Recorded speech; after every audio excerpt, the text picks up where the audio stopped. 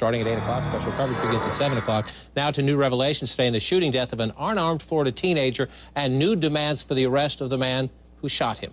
17-year-old Trayvon Martin was killed last month by a neighborhood watch volunteer named George Zimmerman. You see Mr. Zimmerman on the right. He says he fired in self-defense after he says he was threatened by someone he described as, quote, a black kid with a hoodie on.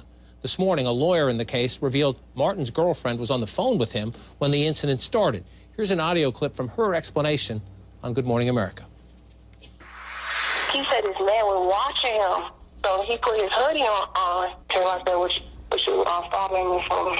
And the man come and said, what you doing around here? Somebody pushed Trayvon because the head stepped this down. Now, local police won't say specifically whether the department has contacted or spoken with that young woman, Martin's girlfriend. Now, the U.S. Justice Department today said it's now investigating the shooting. This afternoon, the Martin family attorney demanded Zimmerman's arrest. We don't want the buck past the agency. We want to have George Zimmerman arrested for killing Trayvon Martin in cold blood. He had a 9mm gun. Trayvon Martin had a bag of Skittles. Where is the self-defense in that? CNN legal analyst Sonny Hostin with us now. Sonny, let's go through the number of new developments today. Let's start with the fact that you hear the recording there. The young woman saying she was on the phone at the beginning of this incident. Trayvon said he was being followed. He pulled up his hoodie.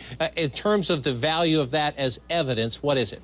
It cannot be underestimated because the police, John, in Florida have said that the reason that George Zimmerman has not been arrested and was not arrested is because he claims self-defense under the Florida Stand Your Ground law. Well, there is an exception to that law, and that is if you are the first aggressor, if you are the pursuer, you cannot avail yourself of that defense. The police have said that they have no evidence to dispute the self-defense claim. Well, this young girl's story, her depiction of what happened while she was on the phone with Trayvon Martin, if taken as true, disputes entirely the self-defense claim because it proves, I think, certainly in conjunction with the fact that George Zimmerman also says that he pursued and followed Trayvon Martin, it shows that he was pursuing him, that he was the first aggressor, especially if it is true that he indeed sort of tackled Trayvon Martin or pushed Trayvon Martin.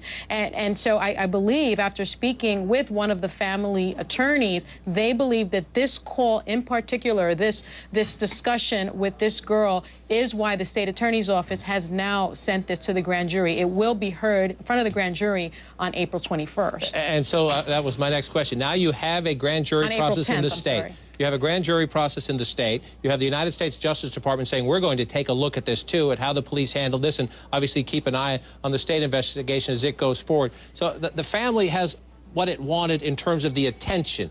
You're a former prosecutor. To have the attorney out there now demanding the arrest of Mr. Zimmerman, does that cross the line, or is that fair game? I think it's fair game. I mean, certainly the family has asked for justice for Trayvon Martin for some time. Let's remember, John, that this happened February 26th. It's almost a month. And let me correct myself. It's April 10th that the grand jury will be hearing this, not April 21st.